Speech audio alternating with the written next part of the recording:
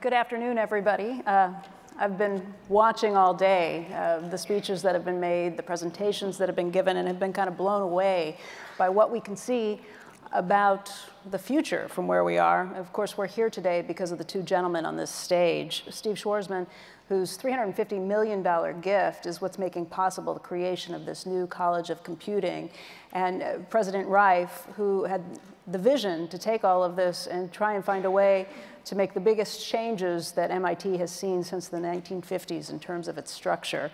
You've heard a lot today about what a historic moment this is, not only for MIT, but also potentially for the world. But right now, we get the opportunity to hear from these two themselves about how this idea came about, what their hopes for the future are, and much, much more. Of course, where they hope where it's going to lead us all. Steve, I thought we could start with you and just go back to the beginning on this. This is one of the biggest private donations that's ever been made to a higher education institution. And I just wonder, why in the world MIT when you're a graduate of Harvard and Yale? May I answer that? I think he made the right choice.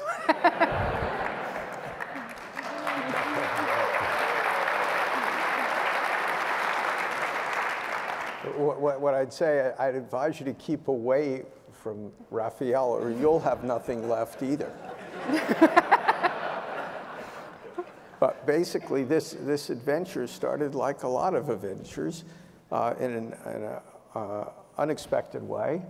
I started something called the Schwarzman Scholars in China at Tsinghua University, where it's sort of like the Rhodes, and we bring future leaders to China, which has really been an amazing experience with great outcomes. And as part of that, we did missionary work because we had a non-existent program. And part of that missionary work was visiting the heads of the major universities in the world and sort of displaying our wares. And I stopped in to see Raphael, who I really didn't know, and he had a very nice office with wood paneling. And I said, I don't know much about MIT. And he said, well, you're not supposed to. He said, we keep under the radar. I said, well, I'm used to being over the radar, and why don't you come out? And he said, well, we like it this way. And I said, well, if you become a little better known, something good will happen to you. And so he said, I'm not even sure my board would tolerate that. So with that complete match of personalities, we started dealing with each other. And he's very smart, and he's charming, and he's got a global perspective. Meanwhile, I was going to China a lot. I was there 8 times last year on trade stuff and other stuff. And you could see the evolution of what was going on in China. From we were getting money for our endowment and the building, but first you were seeing the real estate developers, and then they finished. Then you got the conglomerate tours. Then you got the tech people, and then you got the AI people as potential donors, and you could see this just enormous explosion of technology going on. And I talked to Raphael about it, and he said, yeah, absolutely. And in the United States, we have great companies. As you just heard John Kelly. I mean, holy moly, that was like amazing. And we have great universities, but they didn't have that much money, and then we had the U.S. government that sort of missed the moment, if you will. I mean, they caught it for this space shot in the 60s with DARPA and all these other developments, but for some reason, we've sort of missed AI in this same way. And so we talked about it, and he said, I agree. Why don't we come up with something that would be compelling? And so actually, we were at a vacation in the same general area, and I invited him to come over to the house for a day, and he gave me some presentation, which was relatively unresponsive to greatness. And I said, Raphael, this is a good start, but it's just not enough. He said, not enough? He said, it's pretty good. I said, yeah, it's pretty good, but it's not great. And he said, oh, okay. So, you know, I gave him a ride home, but that was for free. But then he had to go to work and come up with something else. And so he came to my office, I guess, about in 2 months. And he said, I got it. I think you're going to love this. I said, well, what is it? He said, well, we're going to like double the faculty. What would you think if we doubled the computer science faculty at MIT and then, you know, had 25 professors linked to our other 5 schools, so we would be the first AI-enabled university in the world? And I said, I love that. That's great. You'll be #1. And then, like a business person, you go, well, what can we own, right? And he said, well, we don't own things. We produce knowledge. I said, well, can't you keep it? And he said, no, we don't do that in our business. We produce knowledge and we share it so the world's a better place. I said, really? You know? Novel idea. And you know, so he said, yeah, you got to like accept that. I said, all right, I accept it. But I said, they're all going to compete. Then he says, well, that's the game. They're supposed to compete, and then there'll be more aggregate knowledge. So I was thinking, I said, okay, well, if we sort of go for greatness, we're the biggest, MIT, they'll respond, and the amount of money pouring into this field will be great. They meaning who will respond? He said, that's right. That's what Eric was talking about, Eric Schmidt, earlier today, and he was right. And now we're seeing that happen. And then I said, okay, that's terrific, but we still don't have the US government. And he looked at me and he said, that's your problem. So I said, I'll take that one on. And you know, I'm optimistic we're going to get something significant done because everyone I meet there recognizes the issues. So what I was interested in was taking US competitiveness and really punching it up because we had the pieces, but we hadn't fully financed them.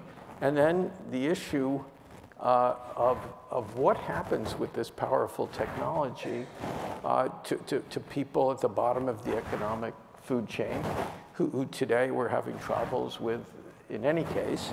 But all the studies say that when this technology really develops, it's going to hit the people at the bottom first and hardest. And you start thinking about those issues with the sort of social position we have today reflected in sort of the political world. And you say, well, we've got to do something about that. And that's where the workplace issues, the ethics issues, and the other things that when we talked about it, I said, look, you got to like do this stuff big time. And, you know, and Raphael, very much more measured than I am, said, well, we are doing this. And I said, do more, do bigger. And he said, okay, you know, we can do that. So we have some plans and dreams together of how to prosecute that. And that's how we got where we are. And now I'm sure there's another side of this story that's more measured. But you know, actually it was even worse. At the end of it, I said, so how much does this cost? And he says, I have no idea. I said, how can we be talking about something you don't know what it costs? I said, go back, figure it out, and let's have another meeting. So he comes back, he says, roughly it's $1.1 billion. Why don't you give some ridiculous number? And I said, that's just, come on. Give me a break. You know, I'm not that. You did say big. I said, I'm not that affluent. I said, you know, let's do some other number. And so we settled on 350, and the MIT, you know, endowment in effect put up on a matching basis 200, and then there was another. You know, I asked for the board to do at least another 100 just for a start, and so you know we ended up being at over halfway, just right at the beginning, and you know so now we're here. And I must say, even though there's a lot of me talking at the moment, this is so spectacular at MIT. This is so you know, for generalists, I'm not a technology person. You know, I just got rid of my flip phone 3 years ago. This is so shocking. The level of engagement, intelligence, vision, expertise, sense of the future. Anybody from MIT who takes what you do for granted, it's just because you've been here too long. If you listen to what you've been saying, and every speaker is like magic. And you know, for those of us who are like not participants in your world in a direct way, it's so amazing. It's like not just a hope for the future. It's a remarkable expression of the human spirit that you have. And so, you know, I'm just privileged to be associated with this in any way. And, you know, I'm just grateful for my family to be here, you know, my wife Christine, my son Teddy, and his wife Ellen, my daughter Zibby, and her husband Kyle. It's like an amazing day, and all these people say nice things about you. But frankly, it's all about you. It's what you've created. It's your vision in that sense. And anybody who's privileged to be along for the ride, you know, it's just one of those once-in-a-lifetime opportunities. So I thank you to Raphael, and thank you to all of you for making this possible. I think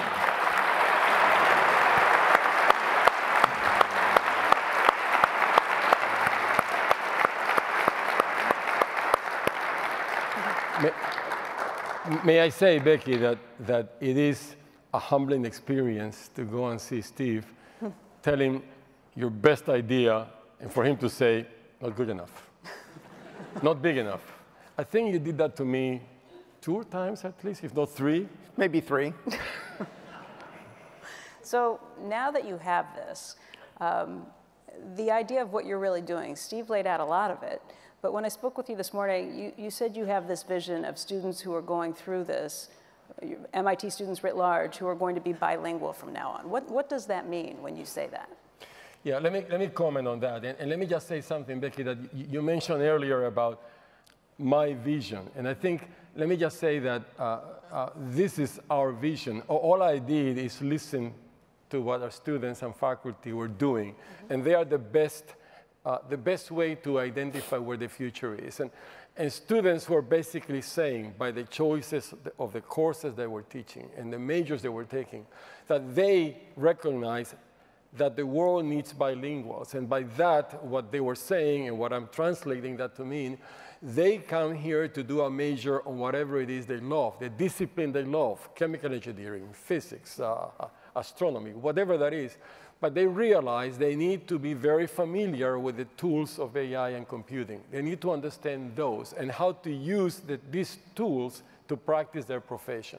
That's the bilingual part. They were asking for it, they're asking for that. And the faculty responding to that, they were creating programs that were somewhat joined between biology and computing, between urban planning and computing, economics and computing. They were doing that. Seeing all that and seeing where the world was going, we just simply had to think of a structure that will enable and accelerate that. Mm-hmm. And that's how Steve and I came up with this idea of the college. When you said, Steve, that everyone else will follow, if you build something big like this, they'll be chasing, who are you talking about? Are you talking about the United States government? Are you talking about other universities? Are you talking about universities around the globe or businesses? Yeah, I think just starting with individual classes, you can't be in almost any business like the educational business and see somebody, in this case MIT, you know, positioning themselves to leap in front of everybody. Mm-hmm. This brings out, you know, to the extent that there's, you know, competitive juices left in society, this will bring it out. So you know, Raphael and I, you know a lot of these players. He knows all, I know some, and, you know, it's happening already. You know, I had the head of one university who, you know, I don't want to steal his thunder. He said he's going to be announcing something for $1 billion. Not a place you'd think. There's another one that'll probably be bigger than ours, you know, that's going to do something. There are like all kinds of them coming out of the woodwork. Even if they can't go head to head with a, a university of this scale of MIT, I've had heads of other universities say, well, I can't do what MIT can do, but boy, I've got like a real interesting initiative in quantum, and I'm going to increase that 50%. And everybody's now looking, because they've been awakened by this announcement and by MIT, that they're all going to push. And that's what Eric was saying, and that's going to happen. US government is looking at this, and I think they're sort of going, okay, we got it. This is a must do. The only problem we have is we're running huge deficits. Right. But somebody's going to find the money. I'm quite convinced of this, because you cannot not find that money in the US government at scale to keep us in the forefront of where we should be. And meanwhile, the giant companies, and what are there, 5, that are sort of specializing in this, are throwing huge amounts of money. So everybody's responding. And you just can't see it all yet, but it's happening. It's happening, and it's being considered by the US government, but Raphael, the Chinese government is already there. They've declared leading in AI to be one of their goals in the China 2025 map. They've built a $10 billion laboratory to try and focus on that and to win leadership around the globe. When we spoke earlier, you talked about how they have more patents than anyone else. They've written more papers on AI than anyone else, and they have more startups in AI than anybody else. Are they winning right now?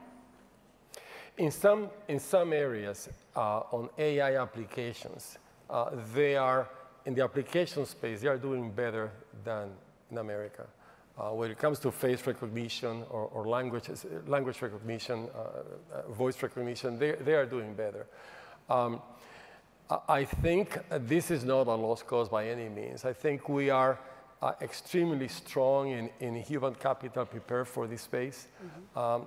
I think the main recognition we ought to take on in this country, starting with the federal government, universities are doing the role, philanthropists are doing the role, is to say, this is an interesting competition. Let's just invest in ourselves and see what happens.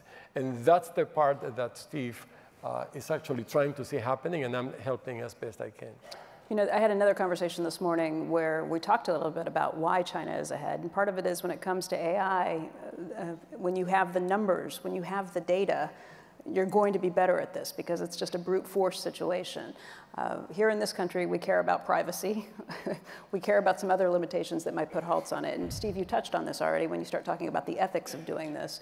How do you make sure you can keep those considerations in mind while at the same time trying to win and trying to really push us as far ahead as possible? Well, China, as Raphael says, has some natural advantages in certain areas. If you're in facial recognition and you have 1.3 billion faces, and they don't have the ability to not display their face, you'll have superior data. In our world, I think some of it is just a function of becoming more comfortable. In the medical area, this is an area where, and by the way, this issue is a Western world issue. This is not a US issue. There's real concern about privacy, but and we each, it's a matter of taste. If you want to progress society, you're probably going to give up some of your privacy. I mean, we're all, health-wise, we're all just sort of like machines. We break down and then we disappear at a certain point, hopefully in your 90s. That's the least cheerful thing I've heard today. But people, if educated correctly, I believe, will basically say, if you can show me you've got really good protections, I want to help society. And in a way, it's helping themselves. There's something that they can, and their children and their grandchildren can be cured of something And so it's almost an obligation. So I think part of it is just, you know, getting used to that concept of sharing certain information, in this case health-wise, but you know, not all. And so it's a little bit of a handicap for us, but you know, I'm sure we'll find some way to be effective, and we just may not win facial recognition. That's okay. Right. It's not the end of the world in that sense. And I do a lot of stuff with China, and they'll make progress in some areas, and we'll make progress. And then ultimately, there's going to have to be a coming together in terms of the ethical issues. They've got workplace issues too. If they don't hire 10 million people a year, they think their world's going to end. Mm-hmm. And if they start unemploying people at large scale in China, you can rest assured that they will be really, really concerned about that. So I could see a bunch of, you know, cooperative activities across the countries. Let's dig a little deeper into that, because competition, healthy competition, is a good thing. It spurs everyone to work a little harder. But Raphael, you're right. There needs to be cooperation and there needs to be sharing. So how do you find the proper mix of those two? Well, it's not simple, but that's the answer. Let me just make a point on something that's related, Becky, that you mentioned earlier, and it's the issue of the advantage of data. And Steve has mentioned that China may have in terms of machine learning capabilities. I think it's important to recognize, and this is how a place like MIT or any academic institution thinks, that is the state of the art today, that you need tons of data to teach a machine. That's today's state of the art. State of the art changes with research. So a great deal of the research we're doing here, and we'll be doing under the college on an initiative we call the Quest for Intelligence, is to advance artificial intelligence. And one of the goals could be that perhaps you may not need that much data to teach a machine. And I think one of the dreams that I have in this space, and this is up to the faculty to pursue it or not, but the techniques we use today, the deep learning techniques we use today, are really trying to mimic early concepts of neural networks, which is how the brain actually, how humans learn. And this is concepts from decades ago that we can only practice now because we have the computing power today. So studying how the brain learns, we created the technology, the state of the art of today. So we can use that state of the art now to try to learn how the brain learns. And the more we learn how the brain learns, the more we can just feed it back to advance the algorithms. And that will produce an explosive, positive loop that will allow us to understand how the brain actually learns, which could be applications in many domains, including education, but also advances the state of the art so that we don't need to have 1 billion data for a machine to recognize a dog. So I just want to put things in perspective. Industry has to do what they do, which is get the state of the art and milk it for applications. We can go a step further, advance the state of the art. That's our job. You know, you're right. Artificial intelligence today is emphasis on artificial. We hope to get to the point where the emphasis is on intelligence. Let's talk a little bit about the response that you've gotten since this news was first announced. Who wants to go first on that front? You've each heard from a lot of people. Well, I got a lot of people calling me for money.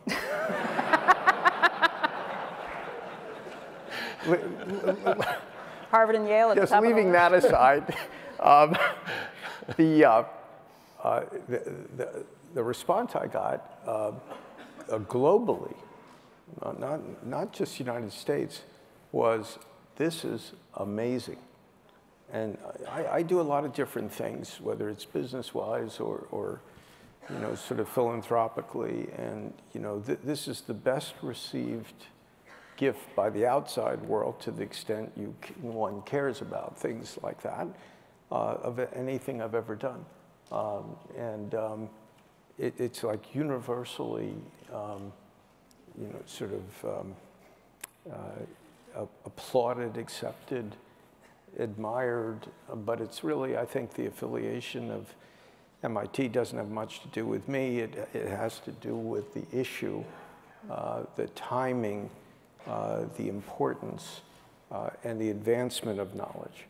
I was actually really stunned at the response, particularly because of MIT's low profile, Raphael. You had to do that a little. Raphael, what's the response that you've gotten? Well, I think it's extremely positive, but let me explain an important point there about the boldness of the move, in the sense that, university can come out with a bold move, and it's measured by, well, I mean, do people care? Or people say, well, fine, you go wherever you want to go, good luck, we are not going to follow that. So one possibility was that we do something and everybody ignores it. So in that sense, Steve made a very bold move to bet on something that he thought in his gut, this is what's needed. And MIT made a bold move, and we converge on that. What has happened is people have recognized that's the bold move that's needed. And now other institutions are trying to figure out how, in their own way, they will do something, as Steve said, that addresses the same objective, perhaps in a different way, perhaps in a similar way, we'll see.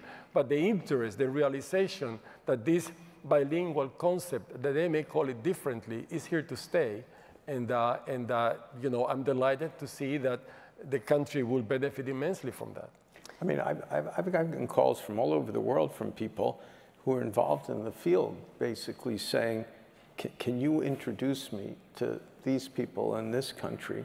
So, it's like I've found myself just sort of as some kind of a switchboard in a world that's actually somewhat alien to me. You should be getting these calls. But, and helping, sort of people who these are really serious people. These aren't casual calls. These are people in major centers of research saying, I really would love to get hooked up in the UK with so-and-so. Do you know them? Well, I just happen to know them by accident. But stuff like that is happening all the time. I get those calls too, but it's mostly, could you please introduce me to Mr. Schwarzman? and he's so well-mannered, he doesn't do it. I was listening to speakers earlier today, and Patrick Winston made a great point. He said he learned this lesson a long time ago, that you don't get to become best by wanting to be best. You become best by having a big mission, and therefore being best takes care of itself. So I'll ask each of you as a last question, what is the mission? And Raphael, I'll start with you. Well, I think, to me, there are two important dual missions. One is for us to take advantage in a natural way to use these AI tools, even the advanced ones, to use them to advance every science research, every research of any kind we do on campus. I predict that if we make progress at MIT or in society at a given pace, using these tools in research will allow us to go at this pace. So that is one mission. Whether it happens or not, time will tell. And the other part is that our graduates, these students who graduate learning how to use these tools in their profession, will actually drive and fuel the digital economy, or I would call now algorithmic economy, that's going to be coming. So it's a dual mission that I expect to see accomplished. And your measure of success, are we talking 5 years down the road, 10 years down the road? When will you be able to look at this and say it's working? Well, let's see. Steve, you said that we are functioning until 90, so let me just take, when I become more than 90, that's when we have to measure how well this is going. I think seriously, you should see the effect of the impact easily in 5 years, if not 10. And Steve, your idea of what the big mission is? A successful mission? Yeah. How you? Successful mission has two pieces. The first is to drive the technology and coordinate the different parts of our ecosystem. The companies, universities, and the government. The second part of a successful mission is to make sure you do this ethically with focus on the workforce and people who get dislocated, as well as the introduction of the technologies that help. But and also communicate this to different constituencies who barely know this is going on, whether it's the media, whether it's the political class.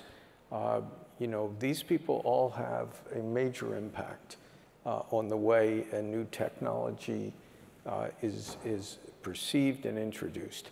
And they've got to understand it. I mean, you're like a pioneer, Becky. I don't even know what you're doing here. I mean, you know, you found this of interest, and you went out of your way to say, I want to spend a day doing this, and you're booming it out to the world. And I think that's like an amazing, you know, sort of service. But I think this has got to be a much broader concept, because the technology is going to affect the whole world and the country, and we have to get it right. And we can't have people who are overreacting one way or another way, and we can't do that without the media, and we can't do it without the political people doing the right kind of, you know, sort of standards or regulations or other things that you know, will ultimately, you know, have to be discussed. So that's my, you know, sort of vision of what I'd like to have as success. Gentlemen, I want to thank you both for your time today and for the experience. And folks, thank all of you as well. We appreciate it.